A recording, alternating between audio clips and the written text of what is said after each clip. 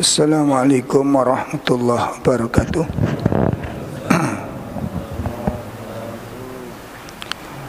Alhamdulillah alladzi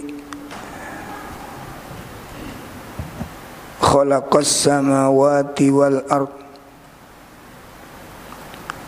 wa anzala minas samai ma'a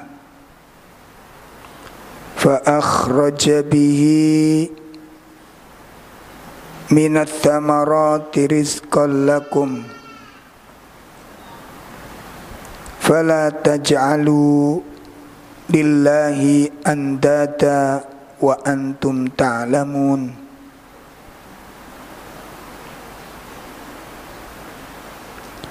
Asyhadu an la ilaha illallah wahdahu la syarikalah wa asyhadu anna Muhammadan abduhu wa rasuluh. Ya ayyuhalladzina amanu taqullaha haqqa tuqatih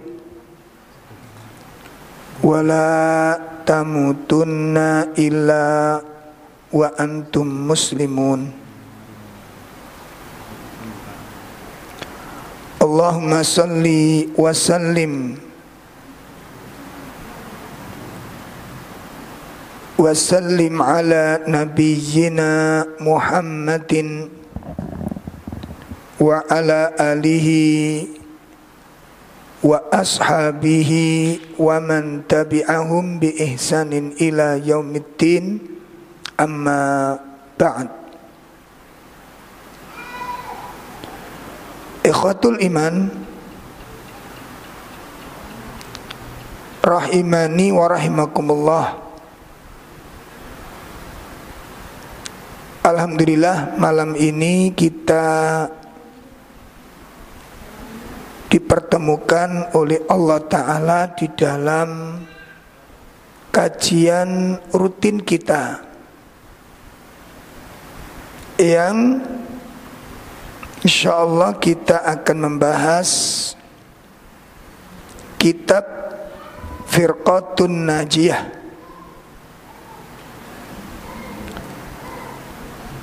Membahas kitab tentang golongan yang diselamatkan oleh Allah Subhanahu wa ta'ala.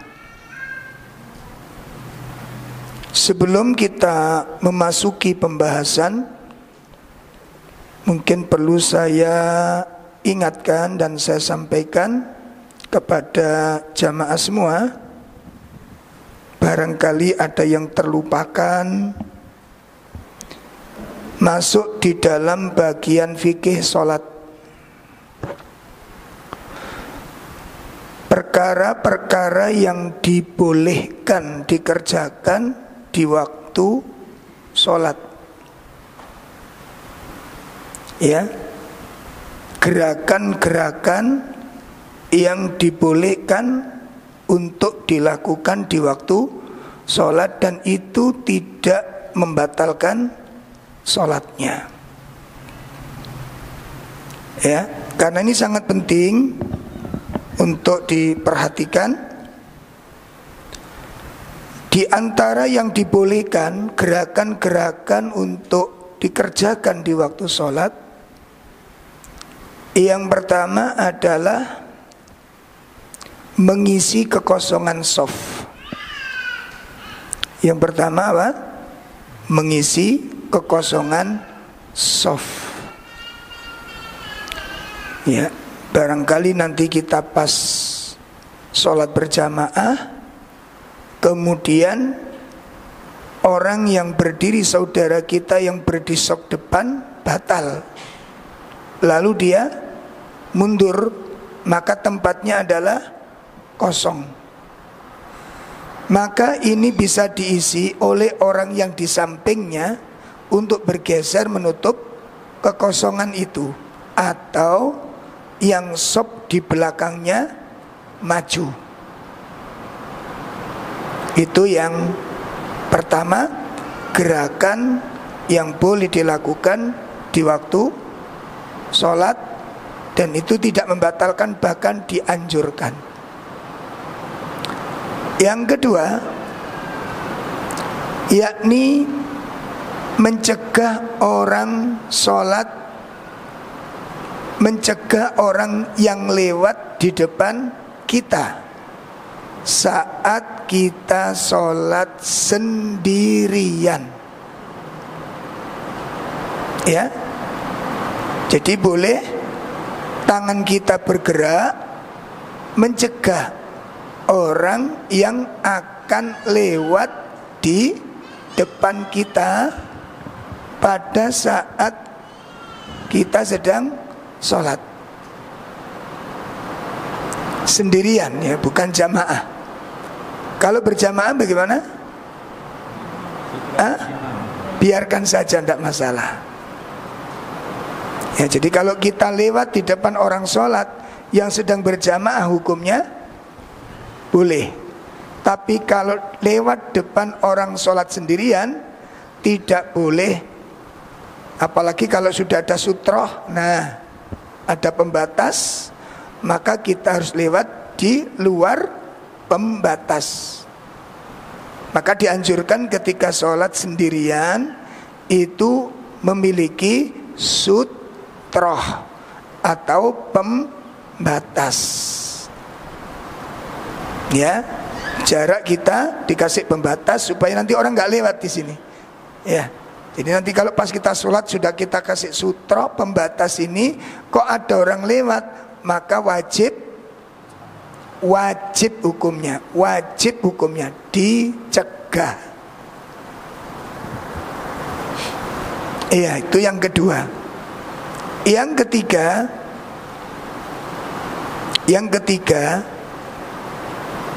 membunuh atau mengusir binatang yang berbisa yang datang ke tempat sujud kita ini, atau ke tempat di mana kita sholat di situ. Kok ada kelabang, kok ada kalajengking atau sejenisnya datang ke situ, maka boleh untuk bergerak membunuhnya. Hanya saja kita nggak boleh ngomong-ngomong. Ya, kok patung gegetan, gitu ya. Nah, itu yang nggak boleh. Ya, itu yang ketiga. Yang keempat, menolong anak-anak kita. Mungkin ketika menangis, ya seperti tadi, mungkin ibunda takut, ya, mau nolong opo gak batal, ya, atau ngelewati orang yang sholat, tadi bingung mungkin ibunda, ya. Jadi kalau nanti walaupun di rumah, kok putrane jenengan nangis menjerit-jerit, segera ditolong, ya, segera ditolong. Kalau di rumah nanti juga begitu, itu dibolehkan kita bergerak mengambil anak kita yang sedang bermasalah. Atau mungkin pas sholat di rumah anaknya menek lemari, ya, anaknya menek lemari, mungkin mengikuti sunnahnya Spiderman dia. Itu jenengan ambil pada saat kita sholat, ambil dia, lalu kembali ke tempat jenengan sholat atau digendong. Gerakan seperti ini membatalkan sholat apa tidak? Dalam boten, ya, karena ada uzur syar'i dan sifatnya darurat. Dan banyak riwayat-riwayat yang menjelaskan tentang itu. Ya, loh, kan geraknya lebih dari 3 kali. Gerak yang berlebihan, yang tidak diperlukan, itu yang membatalkan sholat. Jenengan gak ada masalah sholat itu dekut, ngerti dekut? Apa? Oh, Allahu Akbar. Nah, ngerti nih gitu. Ini saya pernah punya santri begini, Pak. Jadi kalau saya sholat gembulnya nih, melak sumpek saya. Dari mulai takbiratul ihram sampai tiap rakaat gerak terus. Ya Allah, karakter. Lah yang begini yang nggak boleh. Jelas, ya. Jadi kalau gerak-gerak dalam hal-hal yang apalagi mengandung bahaya seperti mungkin anak-anak pas ibu-ibu, ya pas bunda-bunda sholat di rumah, kemudian anaknya naik lemari, nah, kita tahu duduk di sana atau nyekel colokan listrik, ambil putrane jenengan, ya ambil dengan tidak usah ngomong-ngomong, ambil bawa lagi ke tempat semula, lanjutkan sholatnya. Itu dibolehkan.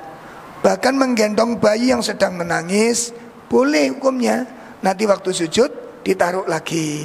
Nanti setelah berdiri kalau memang nangis digendong lagi. Itu dibolehkan dalam fikih Islam. Sama jelas? Nah, kemudian ini masuk fikih kontemporer. Yang terakhir apa? Mematikan HP. Ya, barangkali jenengan lupa, tidak silent dan tidak mematikan HP. Begitu sholat HP ini muni, dangdut pisan, mateng. Dan saya pernah itu sholat di daerah Gedangan sana, di Masjid Sholahuddin itu. Jadi imam takbiratul ikhram, Allahu Akbar, kita lagi mulai baca iftitah, HP-nya jamaah bunyi Pak, lagu India, puanter Pak, ya Allah, puanter. Jadi sempurna sak lagu. Jadi mari kita tahiyat akhir mau selesai lagunya mari wes jan sempurna sudah, hancurnya yang sempurna. Coba ayo, saya yakin yang punya hampir tersiksa itu Pak. Gimana? Saya yakin. Makanya kalau begini jenengan jangan suudon. Ya jangan caci maki yang punya HP atau mungkin yang punya anak. Oh iki anaknya jangan. Kita harus husnudon. Mungkin takut mau bergerak, takut batal, takut mengganggu orang melewat sholat. Ya, jadi adanya belum sampainya ilmu kepadanya. Jadi boleh walaupun tasnya sampean di bawah, di nisor, ini tegek nisor. Biasanya kan kita taruh di depan kita kalau sholat jamaah itu. Oh kok bunyi? Iku mang dangdut sisan. Akhirnya kadang-kadang jamaah ngaji ini konangan. Oh si konsumsi dangdut ini. Ya, gara-gara pas sholat gini itu. Nah itu boleh jenengan buka tasnya pelan-pelan saja. Pelan-pelan saja jenengan buka, jenengan matikan, selesai balik lagi sholat. Itu dianjurkan dan dibolehkan. Dan tidak membatalkan sholat. Sing penting tilpune gak usah diterima. Ya, kok sampean terima, aku sih sholat. Nah, itu yang ndak boleh. Atau balsi WA. Itu yang ndak boleh. Paham ya? Jadi nanti kalau jenengan kok pas sholat bel bunyi, kadang-kadang teman-teman kita kan nggak sholat, nggak semuanya teman kita sholat. Hubungi panjenengan lagi bunyi ini, maka matikan, ya matikan atau nonaktifkan, boleh, tidak masalah. Ya, itu banyak riwayat-riwayat yang menjelaskan perkara tersebut. Baik, Bapak Ibu sekalian yang dimuliakan Allah, kita masuk di dalam bab kedua. Kita masuk bab kedua. Minhaj al-firqatun najiyah. Minhaj itu pemahaman, cara memahami agama. Perhatikan, cara memahami agama. Itu namanya manhaj. Nah, golongan yang selamat, kenapa kok ada istilah manhaj begini, Pak? Ya, kenapa ada istilah manhaj, cara memahami agama? Di zaman Rasulullah SAW itu tidak ada istilah tersebut. Kenapa? Karena pemahamannya sudah benar. Sambut jelas nih. Karena yang dipahami Nabi itu benar. Sehingga begitu Al-Quran disampaikan dan ditafsirkan oleh Nabi, langsung diterima oleh kaum muslimin, yaitu para sahabat, dan langsung diamalkan. Kenapa? Karena itu penafsiran yang paling benar. Tafsirnya benar, nggak mungkin keliru. Dari mana Rasulullah mendapatkan tafsir? Dari Allah Subhanahu wa ta'ala. Bukan atas tafsir Nabi sendiri, bukan. Wa ma yantiqu 'anil hawa in huwa illa wahyu yuha. Apa yang disampaikan Nabi kepada kita, ya, itu adalah wahyu yang datang dari Allah. Saya ulangi, apa yang disampaikan Nabi kepada kita itu adalah wahyu yang datang dari Allah. Sehingga sudah bisa dipastikan setiap kalamnya Rasulullah Sallallahu Alaihi Wasallam itu adalah suatu kebenaran. Nah, kemudian ada istilah manhaj, cara memahami agama. Kenapa kok ada istilah ini? Karena adanya tahrif. Ya, sebab adanya tahrif. Napa tahrif? Tahrif itu menyalahartikan. Tahrif menyalahartikan atau memutarbalikkan makna, sehingga dalil itu diartikan, ditafsirkan sesuai dengan apa? Pemahamannya sendiri. Ngeten, ditafsirkan dengan pemahamannya sendiri.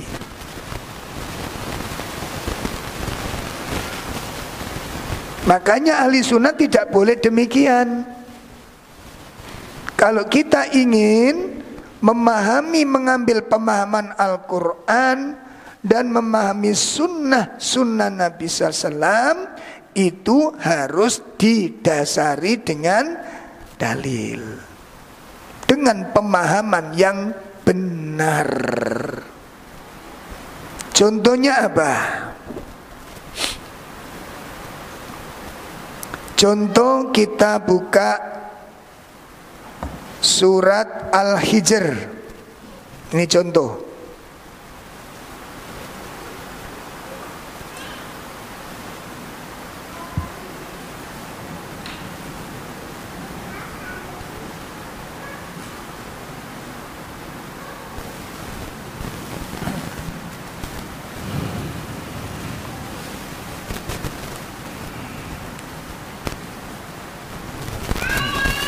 Ya, contoh surat apa tadi? Al-Hijr. Sebentar. Ayat terakhir. Surat berapa? Al-Hijr.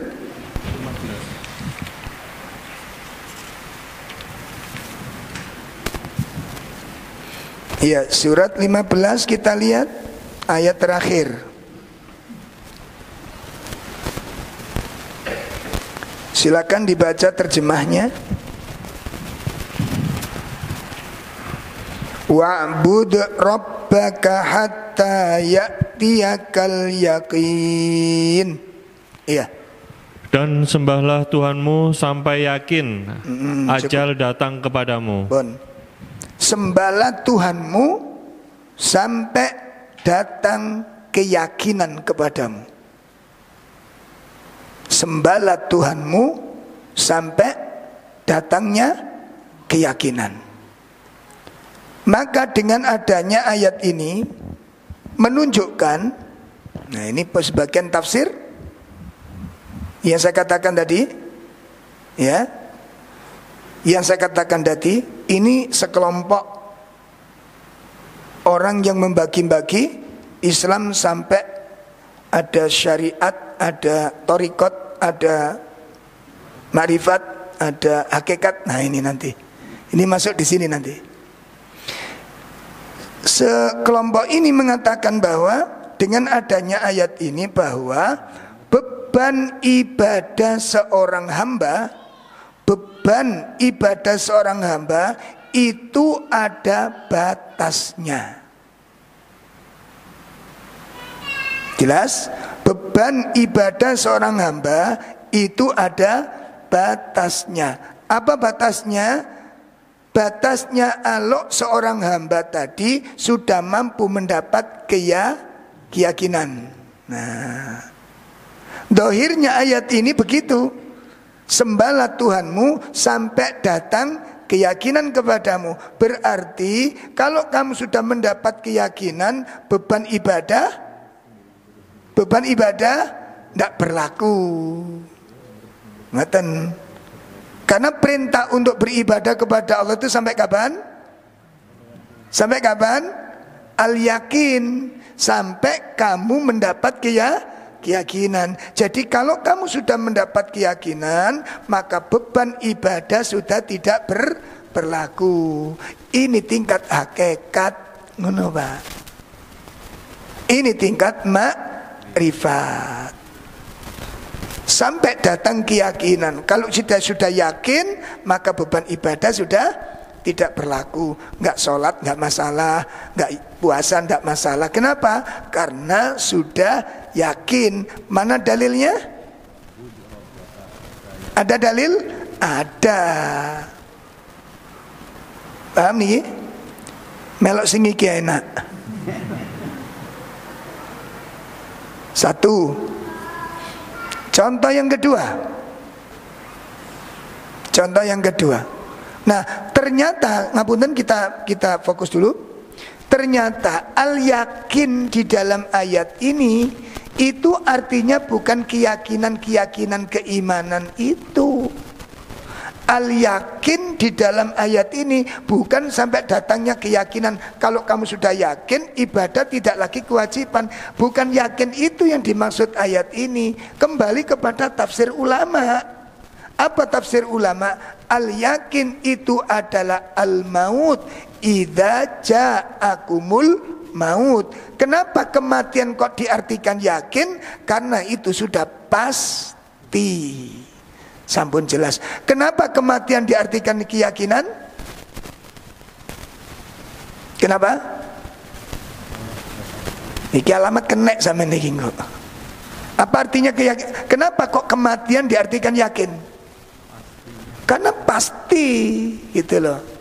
Al yakin itu adalah sesuatu yang pasti, makanya al maut, al yakin ini artinya al maut berarti sembahlah Tuhanmu sampai datang kematian kepadamu. Berarti ibadah itu gak ono enteke. Saged dipaham ini? Ini kembali tafsirnya para ulama. Lah kalau kita tafsirkan sendiri ya begitu tadi jadinya. Makanya wong gak sholat, gak puasa, iku ono dalile. Ono dalile. Ngoten. Ya ono dalile, wong mateni wong ono dalile kok. Satu. Kedua, surat Toha ayat 14.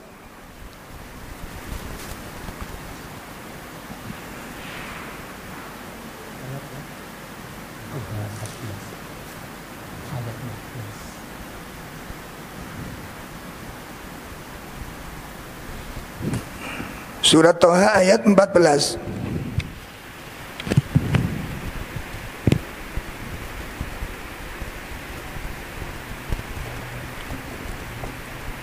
Allah Subhanahu wa taala berfirman, ya. Allah Subhanahu wa taala berfirman, bagaimana di situ ayat 14? Innani anallahu la ilaha illa ana fa'budni wa aqimis sholata li dzikri. Ya. Sungguh aku ini Allah, tidak ada Tuhan selain aku, maka sembahlah aku dan laksanakanlah sholat untuk mengingat aku. Di ujung ayat Allah mengatakan apa? Mengingat. Tegakkan sholat apa? Untuk mengingatku. Perhatikan. Aqimis sholah lidzikri. Tegakkan sholat untuk mengingat aku, kata Allah. Maka makna ayat ini menjelaskan di antara tujuan pokok dari sholat. Saya ulangi, tujuan pokok dari sholat adalah mengingat Allah. Itu tujuan pokok. Jadi sing paling penting substansinya sholat niku napa? Ingat kepada Allah. Sehingga dengan adanya ayat ini, substansinya sholat pada tahap tertentu tadi itu tidak mesti harus rukuk, harus mesti dengan sujud.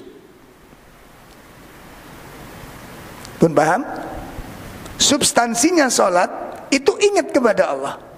Sehingga sholat itu yang paling penting, yang paling mendasar itu ingat.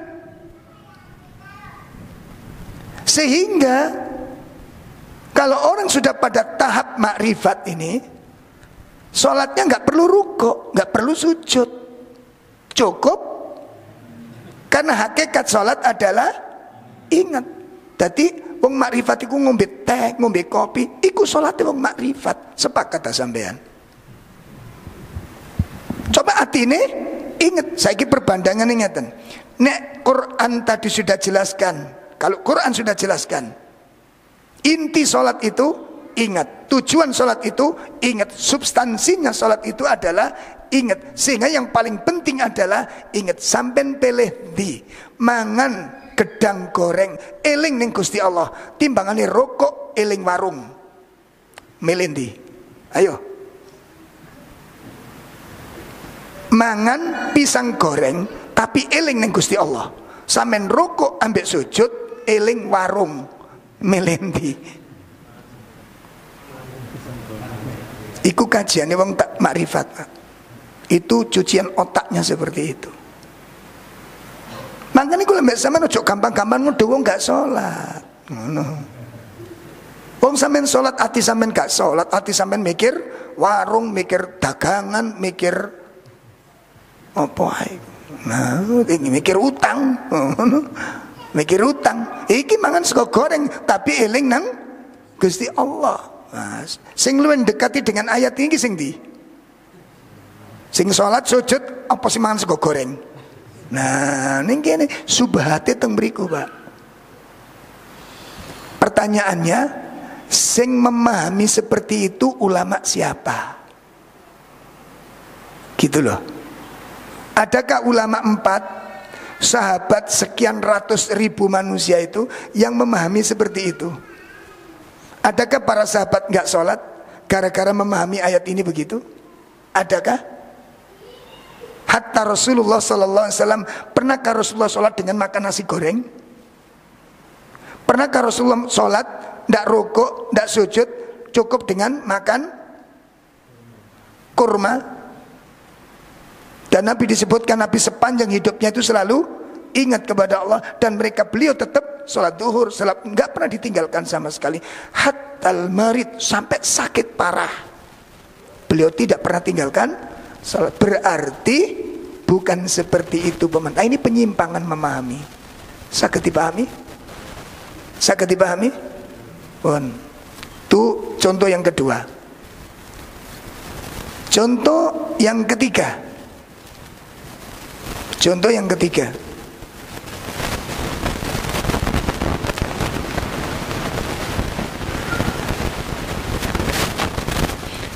Surat Al-Baqarah Niki dalile teroris. Ceru sampean. Dalile teroris membunuh orang itu kok koyok ngono kejam. Lha dalile, Pak. Ojo gampang nyalahno. Amrozi, Imam Samudra iku ngamalno Al-Qur'an. Ngamalno Al-Qur'an. Al-Baqarah ayat 191. Ya, langsung.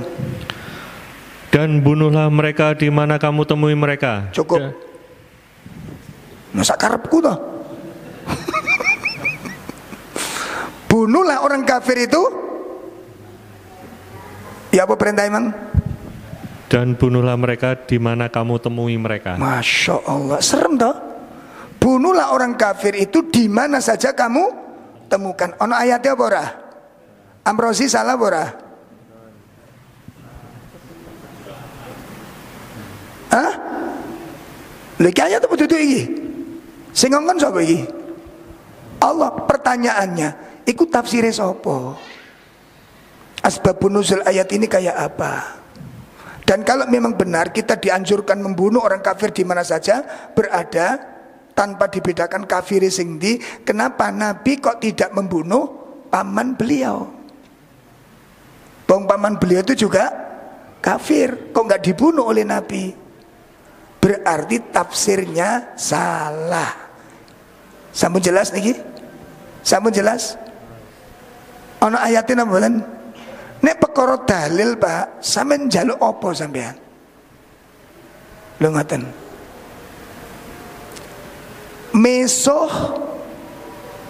Mesoh boleh. Sing penting atine zikir. Lho ngono nok maneh. Sampean meso tekek bedes dan meso cerot meso niku. Bahasa meso, bahasa aku jadi kokon. Contohnya ya apa Ustaz? Ngono ngono. Aku mau sampean dhewe ae praktek kok. Ada mengadalil? Ada. Kenapa? Oh iku meso iku lamben iku waline Allah. Atine zikir, endi dalile? Sahih Bukhari, nanti jenengan lihat kitab Riyadhus Shalihin bab pertama, bab niat, hadis ke-7. Nabi mengatakan apa? Innallaha la yanduru ila suwarikum wa ajsamikum walakin yanduru ila qulubikum. Allah tidak melihat dohirmu, Allah enggak melihat wajahmu, Allah enggak melihat fisikmu, tapi Allah melihat hatimu. Dengan dalil ini sampean mesuh gak karu-karuan iku enggak masalah, sing penting hati sampean zikir. Ngono. Ana dalile? Ana misuh mulai saiki. Pertanyaannya, sing nafsirno ngono sapa? Sapa sing nafsirno ngono? Apakah Nabi pernah mengatakan kata-kata kotor sekali saja seumur hidup beliau? Nek saiki ana Gus mesuh biasa, Habib mesuh biasa, iki menyelisih Rasulullah dan ini merusak akhlak. Paham niki? Tidak mengikuti jalannya Rasulullah, bertentangan dengan jalan. Makanya pertanyaannya, pernahkah Rasulullah mesuh sekali saja seumur hidupnya? Kira-kira para tokoh-tokoh niki wau sing saya sebutkan, ada Gus mesuh gak karu-karuan ini, lebih tinggi daripada Rasulullah? Lebih tinggi dari Nabi? Lebih tinggi dari Imam 4? Adakah Imam 4 mengajarkan bolehnya mesuh? Berkata keji boleh? Mana ayatnya yang membolehkan? Kalau ini dijadikan dalil, iki salah kaprah. Sakit dipahami? Ini juga menunjukkan bahwa kalau orang mesuh gak masalah, yang penting ane zikir, seakan-akan ini dipisah. Berarti mesuh ini bukan dari hati. Wong hatinya zikir kok. Dia mesuh berarti urusan lisan. Berarti omongannya gak teko atine. Lah nek omongan gak teko atine niku yo nopo? Makanya perlu dipraktekkan. Nanti bapak-bapak mulai kepethuk bojone, peluk bojone. Kirek. Kirek. Bojo sampean kaget diceluk kirek. Sampe nyeluk sapa? Nyeluk awakmu. sampeyan aku kirek iku lambeku Dik, atiku gak. Iso diterima? Iso diterima ora? Engko nek kepethuk maratuwa liwat, maratuwa sampean liwat, sampean muni, wedhus. Maratuwa sampean kaget apa ora? Kaget. Sapa le? Nggih sampean, wedhus. Maratuwamu niku lisan kula Pak, ati kula dzikir. Ngono. Sampeyan iso praktek ngono kira-kira. Iki ajarane sapa sing kaya ngene iki? Sampun jelas? Dalilnya ana apa ora? Dalilnya apa ora? Apa seperti itu pemahamannya? Ngono lho Pak. Makanya butuh pemahaman yang benar. Ayatnya ada Pak. Ayatnya ada. Sampun. Niku dalil yang ke berapa? Berikutnya, contoh berikutnya, Al-Imran.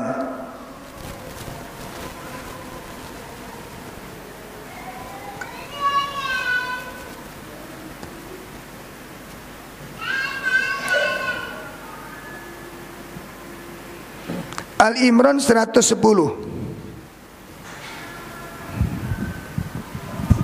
Al-Imran 110.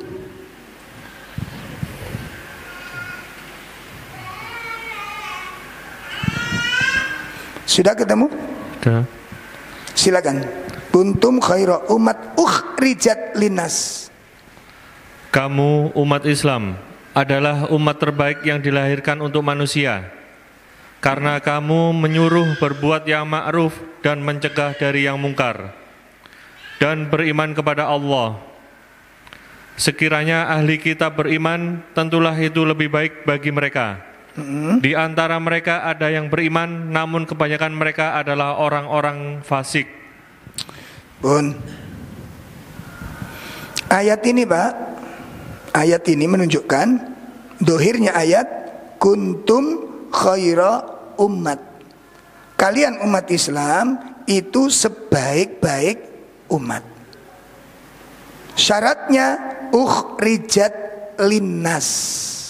Perhatikan, ukhrijat linnas. Ukhrijat itu beda dengan kata kharaja. Ukhrijat itu dikeluarkan artinya. Tafsirnya adhara. Tafsirnya apa? Adhar. Kalian umat Islam itu ditampakkan oleh Allah di tengah-tengah manusia. Kuntum secara khusus artinya para sahabat. Karena pada saat ayat ini turun, tidak ada umat Islam yang lain selain, saged dipun pahami, saat ayat ini turun, tidak ada umat Islam yang lain selain para sahabat. Sehingga ghalibnya tujuan ayat yang dimaksud kuntum itu secara khusus kepada para sahabat yang pada saat ayat ini turun. Kuntum, kalian hai para sahabat itu sebaik-baik umat ukhrijat linnas, ditampakkan di tengah-tengah manusia. Itu arti ukhrijat, adhara. Nah, ada sebagian kaum muslimin mengartikan kamu umat Islam akan menjadi umat yang mulia kalau jenengan keluar dari rumah. Khuruj. Napa khuruj? Keluar dari rumah. Jarang di rumah. Semakin jarang di rumah, Anda semakin mulia. Maka disitulah ada sebuah kelompok mengajarkan kita untuk sering keluar rumah. Sopo nang masjid dalam rangka apa? Mendakwahkan Islam. Loh, ada ayatnya? Ini tafsirnya siapa? Tafsirnya siapa? Ada ulama ahli tafsir menafsirkan kata ukhrijat ini keluar dari rumah lalu keliling. Ulama siapa? Tafsir yang mana? Coba cari tafsir-tafsir ulama. Dibuka semuanya sudah. Sing paling enak buka tafsir sudah. Gak ada satupun mengartikan demikian. Ini yang dimaksud apa tadi? Ya. Inhiraf itu menyalahartikan. Termasuk dalil teroris ana apa ora? Dalil teroris ana apa ora? Ana, berarti teroris bener. Lah kan gitu jadinya kan? Puasa bukan makan minum, Mbak. Ada ikhwan yang sudah masuk kelompok ini, Ramadan minum Ramadan. Loh antum nggak puasa? Loh kok minum? Nah, antum nggak tahu dalil ini. Laisa siyam minal akal wasyarab. Hakikat puasa bukan tidak makan, tidak minum. Perhatikan, hakikat puasa bukan tidak makan, bukan tidak minum. Namun innama siyam minal lahwi warrafas. Hakikat puasa itu menahan diri dari perbuatan sia-sia dan perkataan jorok. Itu hakikat puasa. Sahih Bukhari Muslim. No, piye to sampean iki? Melok iki ya. Dadi kok riak Ramadan siang-siang minum di tengah jalan, di tengah masjid ndak masalah. Lho sampean kok syariat sampean iki makane gak mangan to? Syariat. Iki wis makrifat. Siji kelas Mas. Astagfirullah. Adakah sahabat-sahabat Rasul yang mengartikan begitu?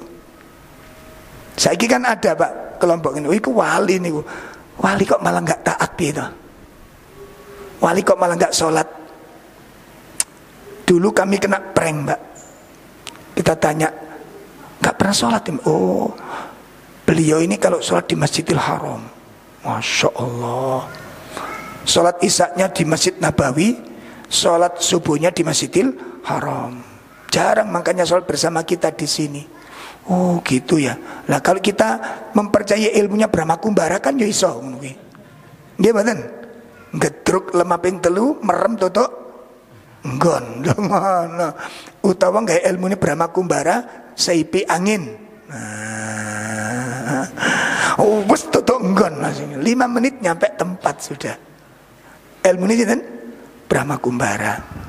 Saya bermajelis baru ngeh itu ketika saya bermajelis tafsir dengan Ustadz Romrawi, Profesor Romrawi. Saya masih bujang Mbak, dakwah sunnah belum ada. Ditunjukkan subahatnya ini, ditunjukkan kalau ada orang bilang entah itu ustadz, entah itu kiai, terus mengaku sholat di Masjid Nabawi, sholat subuh di sana. Kok jam 6 wis tutuk kene, ditu kadzab, pembohong, sampean diprank. Kita belum nyantol, waktu itu belum nyantol. Kalau saya, kata Profesor Romrawi, demi Allah, kiai, ustadz wis apa ae ta kelase kaya apa ae. Kalau dia mengatakan aku sholat isya ning Masjid Nabawi, Jumatan ini Masjidil Haram, jam 2 kok wis tengok-tengok kene, kadzab, pembohong. Kalau sampean santri ini ngatut percaya manduk-manduk takjub, sampean melok. Tadi sampean ku gak mikir belas Pak. Mikir belas sampean. Kenapa? Jarak Mekah mbek kene iku 4 jam. Ngerti ya sampean? Ngerti ya? Jarak kono mbek kene iku jame seje. Aja digambar padha nek kene. Nek kene sak kono sak mboten. Makane pembohong sampean diprank. Aku sholat di Masjidil Haram. Oh Masya Allah, guruku sholat di Masjidil Haram. Diprank. Ayo diukur saiki. 4 jam jaraknya. Lebih cepat sana, sini lebih lambat. Ngoten Mbak. Dadi nek kono iku Jumat tak gawe jam pira wis ayo sampean njaluk jam pira? Njaluk sak karepmu. Ayo sampean Jumatan jam 12. Nek kono jam 12 saiki undurno jam 4 jam. Undur petang jam. Jam 12 mundur 11, 10, 09, 8. Dadi nek ndek Mekah iku jam 12, kene sik jam 8. Nek kono jam 2, kene jam piro? Hah? Jam piro? Jumatan ambek sapa? Pun jelas mboten? Jelas mboten? Jelas mboten? Lah nek kene jam katakan jam 12. Jam 12. Kono jam piro? Dulan sini ya. Maaf dulan sini. Jadi gak ada durung, Pak. Kene jam 2 berarti kono jam 8. Lah Jumatan ambek sapa? Durung. Katakan di sini jam 2. Jam 2 oke, jam 2 sudah sampai sini dia. Karena Jumatan ini Masjid Nabawi. Ya wis ijo ae lah, ijo ae ngono. Kene jam 2. Berarti kono jam piro? Jam durung apa-apa sih. Ini kadab, ini kedustaan, ini pembohongan. Sampun jelas nggih? Nah, ini ayat-ayat termasuk surat Al-Imran ayat berapa tadi? Nah, ternyata saya lihat di asbabul wurudnya, sebab-sebab tokoh yang mengajak kita keluar 3 hari berdakwah di luar, nanti ke masjid lagi, jalan lagi 4 hari, berikutnya sampai 4 bulan. Nah, itu mengamalkan ayat ini. Ternyata pimpinan, pendiri kelompok ini itu mengaku ketemu Nabi sallallahu alaihi wasallam. Di jabat tangannya dibacakan surat Al-Imran ini. Kalau kamu ingin mulia, keluarlah. Loh begitu. Berarti kan ada ajaran Nabi yang dulu belum sempat diajarkan. Keburu Nabi mati. Diajarkan melalui mimpi ngono. Berarti Allah kecepatan nyabute. Astagfirullah. Ini syubhat. Makanya kita butuh manhaj, cara di dalam memahami dalil. Supaya apa? Tidak ada di dalam salah mentafsirkan. Seperti tadi sampean bilang, sing penting atine gak misuh, masih lisane misuh. Niki banyak pakai dalilnya tadi, Pak. Orang kalau ngomong tidak keluar dari hati, itu ada 4 kemungkinan. 1, kesurupan. 2, mengigau. 3, mabuk. 4, kabel pedot. Pun jelas? Sampean bisa tak ngomong bukan dari hati panjenengan? Bisa tak? Ini kekeliruan dan salah tafsir. Ayat itu gak gitu. Makanya ada 2 ayatnya. Hadisnya ada 2. Innallaha la yanduru ila suwarikum wa ajsamikum walakin yanduru ila qulubikum. Itu yang pertama. Yang kedua, ila qulubikum wa a'malikum. Makanya pertanyaannya, yang menafsirkan seperti itu siapa? Ulama yang mana? Kita patut Imam 4. Siapa Imam 4 yang menafsirkan seperti itu? Imam 4 ini kira-kira tingkat imannya kayak apa? Rendah apa tinggi? Rendah apa tinggi? Ilmunya kaleng-kaleng apa? Imam 4 ini. Ada yang gak sholat gara-gara memahami seperti itu? Gak ada. Mereka semua menjaga sholatnya, mereka menjaga akidahnya, mereka menjaga puasanya, menjaga rukun Islam. Gak ada seperti itu. Maka ini penyimpangan. Sehingga kita butuh manhaj, cara memahami dalil. Cara memahami dalil. Kita mulai pembahasan tentang karakteristik ya al-firqatun najiyah, golongan yang dijamin selamat oleh Allah dan Rasulnya. Nah, kita perlu mengenal di dalam kitab ini disebutkan ada sekitar 12 karakteristik. Ya, di kitab ini disebutkan ada berapa? 12 karakteristik golongan dari orang-orang yang dijamin selamat oleh Allah Subhanahu wa taala. Yang pertama, al-firqatun najiyah. Golongan yang selamat itu adalah hiya allati taltazimu minhajur rasul sallallahu alaihi wasallam fi hayatihi. Lihat ciri-cirinya niki. Golongan yang selamat itu adalah golongan yang selalu iltizam. Nah, Pak Sony ada terjemahnya itu. Silakan dibaca.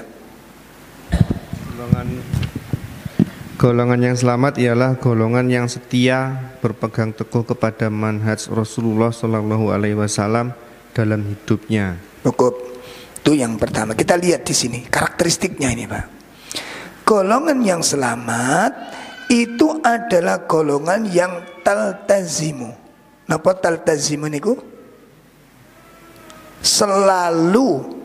Selalu berpegang dengan manhajnya Rasul Sallallahu Alaihi Wasallam di masa kehidupannya, di saat beliau masih hidup. Itu berpegang teguh dengan manhajnya Nabi, cara beragamanya Nabi Sallallahu Alaihi Wasallam. Ya, wa minhaju ashabihi min ba'di. Silakan. Dan manhaj para sahabat sesudahnya. Nah, dan berpegang teguh dengan manhajnya para sahabat setelah Nabi. Setelah ditinggalkan Nabi, mengikuti jejaknya para sahabat. Mengikuti jejaknya para sahabat, cara beragamanya sahabat. Nah, di situ ada dua sisi. Perhatikan, manhajnya Nabi dan manhajnya para sahabat. Lah apa manhajnya Nabi dan para sahabat itu? Wa huwal Qur'anul Karim alladzi anzalahu Allahu ala rasulih wa bayyanahu li sahabatihi fi ahadithihi as-sahiha wa amaral muslimin bitamassuk bihima faqal taraktu fikum syai'aini lan tadillu ba'dahuma kitaballah wa sunnati wa yatafarraqa hatta yarida alayya al-haud. Silakan. Yang dimaksud jalannya Nabi dan para sahabat itu apa? Yaitu kitab suci Al-Quran yang diturunkan Allah kepada Rasulnya, yang beliau jelaskan kepada para sahabatnya dalam hadis-hadis sahih. Beliau memerintahkan umat Islam agar berpegang teguh kepada keduanya. Aku tinggalkan padamu dua perkara, kalian tidak akan tersesat apabila berpegang teguh kepada keduanya, yaitu kitabullah dan sunnahku. Keduanya tidak akan berpisah sehingga mendatangiku di telaga Al-Kautsar untuk mengucapkan terima kasih. Baik. Ini perkara penting, Mbak, ini. Jadi itu karakteristik golongan yang selamat, berpegang teguh kepada Al-Quran, berpegang teguh dengan sunnah Nabi SAW yang diikuti oleh para sahabat. Jadi ini bukan berpisah. Pemahaman para sahabat itu tidak menyelisihi pemahaman Nabi. Loh, kenapa kok kita mengikuti sahabat, kok nggak langsung mengikuti Nabi? Kok nggak langsung mengambil hadis saja, kok mengikuti pemahaman para sahabat? Sekali lagi saya katakan, pemahaman. Tadi Quran ini, orang yang nggak sholat tadi langsung pakai Quran, badan? Pakai Quran apa enggak? Sing nggak sholat mang loh, sing sholatnya mbak ati mang loh. Is pokoknya eling Gusti Allah iku, sholatnya wong tingkatannya wis Dhuwur. Aku kuatir nek sak pacet iki tutuk makrifat kabeh kira-kira piye, Pak? Hah? Kira-kira pacet iki tingkat ngajine tutuk makrifat kabeh kira-kira piye, Pak? Kira-kira piye kira-kira? Hah? Masjid iku ganti biliar, Pak. Disi biliar, lu kan sing salat. Syariat. Kita itu sambil nyodok ini ki zikir, ngono. Piye kira-kira? Rusak. Maka standari gak usah macam-macam. Rasulullah pernah nggak meninggalkan sholat dengan alasan tersebut? Pernah nggak? Siapa paling tinggi imannya dibandingkan dengan Rasulullah? Kalau ustadz siapa? Kiai siapa? Gus siapa? Yang melebihi Rasulullah SAW. Ini rusak jadinya. Jelas lagi? Begitu juga kenapa kita langsung mengambil hadis. Memahami hadis itu butuh pemahaman. Contoh, ini ada jamaah kerja di Pemprov. Tanya ke saya, Ustadz, mau nanya ini, saya kemarin ngewanjel di hati. Hari Senin itu saya diajak makan sama teman kantor. Diajak makan sama teman kantor. Tak jawab, aku poso. Lah koncoku iki bantah, poso apa? Ya Senin. Wah, kon iki durung ngerti ternyata. Ngono. Lho kok durung ngerti piye? Wis umum, aku mulai cilik ku poso Senin Kamis tak lakoni. Keliru awakmu iku. Ngono. Aku malah diklirokne. Lah sing bener ya apa? Wacon hadise ka ono poso Senin Kamis, sing ono iku poso kelahiran. Ngono. Poso napa? Wacon poso Senin Kamis, dibuka poso Senin Kamis iku. Ditanya, ya Rasulullah, Anda puasa Senin Kamis? Anda puasa hari Senin? Iya. Apa kata Nabi? Itu hari kelahiranku. Nah, dengan adanya hadis itu, sing dipasani ku duduk Senene, tapi kelahirane. Dadi nek sampean lahir Selasa ya posone Selasa Kemis. Nek sampean lahir Rebo ya Rebo Kemis. Nek sampean lahir Jumat ya Jumat Kemis. Nek sampean lahir Kemis. Bon, pertanyaannya, Imam 4 adakah yang memahami seperti itu? Ada? Puasa hari kelahiran bersama hari Kemis. Ada? Tidak ada. Imam 4 fikih banyak berbeda, tapi dalam hal seperti itu tidak ada perbedaan. Sekian ribu para sahabat, ada yang menafsirkan seperti itu. Lalu para sahabat menafsirkan, oh berarti aku puasaku hari Selasa Kemis. Oh kalau begitu aku puasaku Ahad Kemis karena kelahiranku Ahad. Tidak ada satupun orang-orang berilmu yang menafsirkan seperti itu. Berarti di sini nanti apa? Kesalahan di dalam menafsirkan. Itu yang disebut dengan manhaj, cara memahami dalil. Saya menjelas? Enggak iso Pak, zina itu enggak dosa, malah dapat pahala. Lah enak tombalan. Piye kira-kira? Lo kok bisa tuh mriku tuh napa? Innamal amalu ini. Aku nolong dia supaya dia bisa jalin. Loh, dengan dia bekerja begitu, dia menghidupi orang banyak. Ada ayatnya, barang siapa yang menghidupi satu jiwa, maka dia dihukumi menghidupi seluruh alam. Barang siapa yang membunuh satu jiwa, berarti dia dihukumi membunuh satu alam. Kata orang berzina, aku menghidupi 5 jiwa. Loh, ngono. Dengan berzina ini, aku menghidupi 5 jiwa. Inilah berzina yang syar'i, ngono. Piye? Hah? Dalil ono enggak dalile? Ada. Sing memahami kayak gitu itu siapa? Gitu loh. Seperti tadi, bunuhlah orang kafir di mana saja. Ono ayatnya apa ora? Ono ayatnya apa ora? Ya apa saiki metu nang pabrik Cina? Sing artekno ngono kuwi sapa? Ayate begitu, cuma asbabun nuzuli ayat ini turunnya kapan, terus kapan perintahnya, dan orang kafir yang mana yang dianjurkan untuk dibunuh. Kondisinya kayak apa? Itu ada sebab-sebab. Enggak sembarangan. Ngoten lho. Kenapa saya bilang begini? Karena ayat ini yang dijadikan dalil oleh Imam Samudra.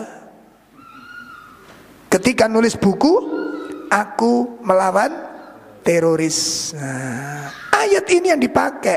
Aku menjalankan perintah Tuhan. Aku merintahkan firman Tuhan. Memang benar, kapan ayat ini diperintahkan? Kondisinya kayak apa? Orang kafir yang bagaimana? Itu enggak dijelaskan. Sakit dipahami? Nah, disinilah yang kemudian kita butuh yang namanya manhaj. Kita butuh dengan itu. Baik, bapak-bapak, ibu-ibu sekalian, ini karakteristik yang pertama. Jadi kalau berarti PR kita apa PR kita?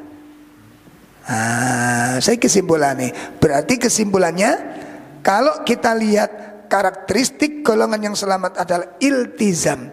Iltizam niku napa melazimi niku? Selalu dan selalu berpegang teguh kepada Al-Quran. Berarti kalau kita ingin digolongkan oleh Allah menjadi golongan yang selamat, konsekuensinya apa? Yang harus kita lakukan apa? Kalau kita ingin menjadi golongan yang diselamatkan Allah, poin pertama tadi apa? Iktisam bil Quran was sunnah. Berpegang teguh dengan Al-Quran. Berpegang teguh dengan Al-Quran itu ada beberapa konsekuensi. Satu, selalu membacanya. Selalu membacanya. Ibu, bapak, sudahkah menjadikan Quran bacaan harian? Sudah? Yang belum, segera nyusul, cepat baca Quran. Ya, jangan sampai 3 hari berturut-turut nggak baca Quran sama sekali. 4 hari berturut-turut nggak baca Quran. Kalau sudah sampai 1 minggu turut-turut dan tidak ada rasa sedih, maka ketahuilah, kalau di antara bapak-bapak, ibu-ibu, ada yang sudah nggak baca Quran sama sekali sampai 1 minggu, kok nggak sumpek, kok nggak sedih, nggak merasa kehilangan, maka ketahuilah di hati kita sudah tumbuh sifat munafik. Jelas?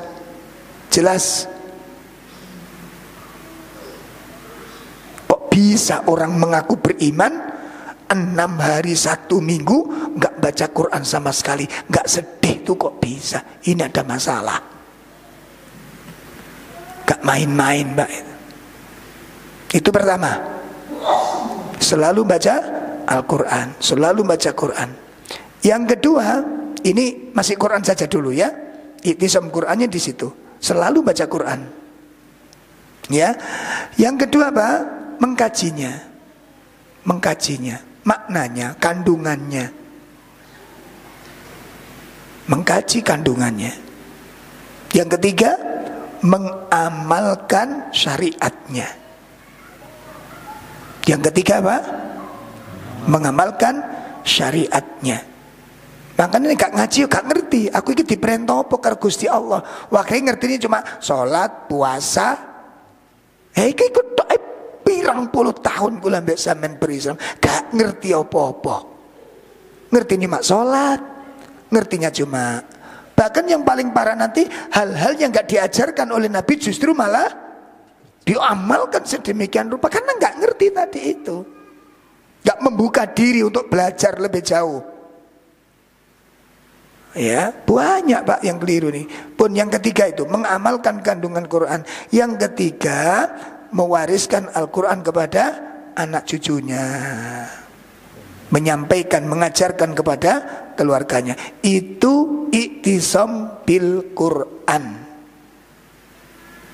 Iktisam bil Quran. Yang kedua, berpegang teguh kepada sunnah. Berpegang teguh kepada sunnah. Konsekuensinya apa?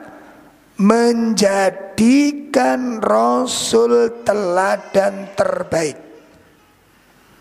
Menjadikan Rasul teladan terbaik. Sehingga konsekuensinya kita di dalam menjalankan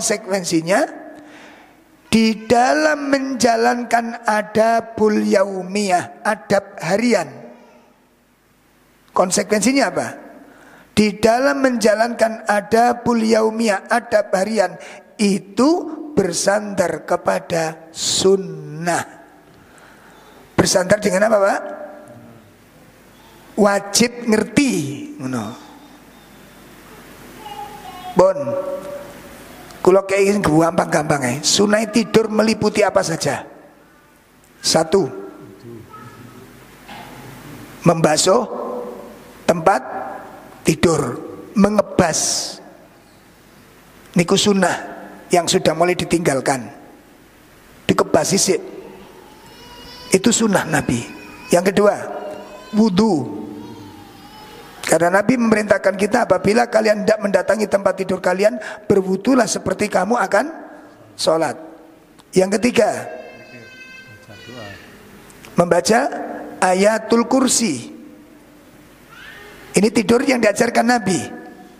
Membaca ayat kursi. Ditambah lagi dengan 2 ayat akhir Al-Baqarah. 2 ayat akhir Al-Baqarah. 3 apa yang dibaca? Trikul.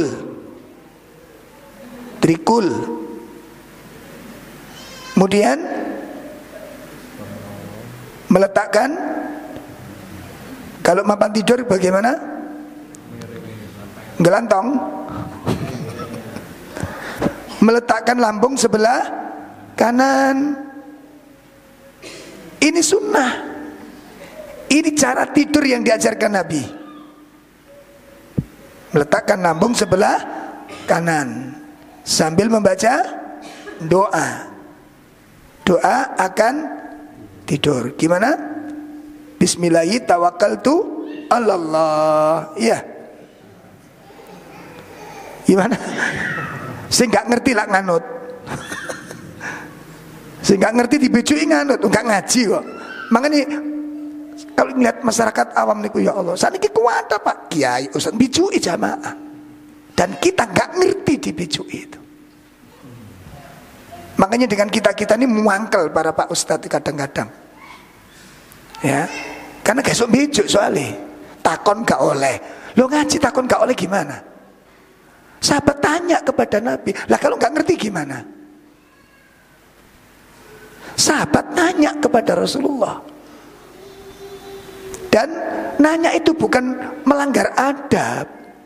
Sing penting takoni yang gawe adab. Bukan kurang ajar, bukan debat ustadz, bukan, itu biasa. Di zaman Nabi udah biasa. Para sahabat, para ulama-ulama dulu tanya kalau nggak ngerti, disuruh nanya. Ya, nah saat ini gini ku, pokoknya gak takon, kudu percaya karo ustadz. Ya nek ustadz bener, nek salah. Banyak Pak. Jadi kan kalau ngelihat umroh itu, masya Allah, kiai duwe pondok Pak, bujui jamaah, wallah, demi Allah saya bilang begitu. Nah kadang-kadang ono umroh, badal umroh dibadali ustate, wong papat dirapel mana piye. Kula nggih, kula titip Pak Ustaz nggih, Pak Yai nggih, kalau paman kula sing pira ya wis engko tak umrohno dhewe. Umrohe budale pisan, ngumrohno wong ngene iki iso. Iku 4 juta Pak per dadi ngene sugih sampean. Penipuan, lah wong jamaah wis kudu percaya karo ustaz gak mungkin keliru. Iku keliru kula mbek sampean, ngoten lho. Salah Pak. Ustadz itu manusia. Yang nggak bisa salah itu Nabi. Nabi itu kalau akan salah turun ayat. Nek ulama tergelincir bisa. Saya ketipun paham ini. Karena saya ketemu langsung, didatangi yai ini saya. Gus, aku diceluk Gus karo yai ini. Ya sakarepmu ngono. Gus, engko aja diwarano jamaah aku ya jar.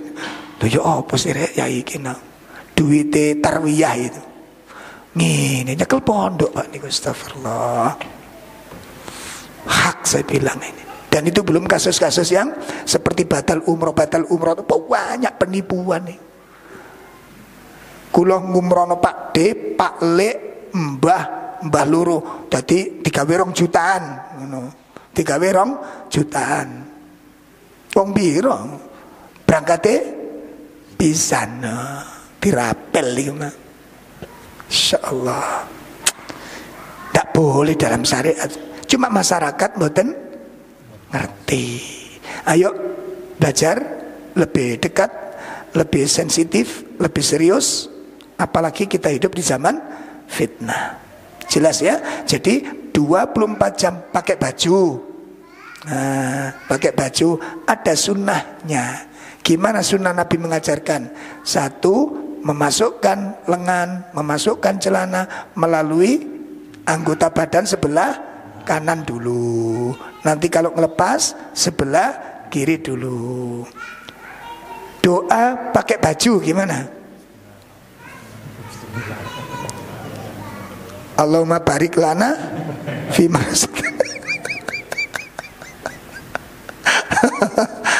Allah.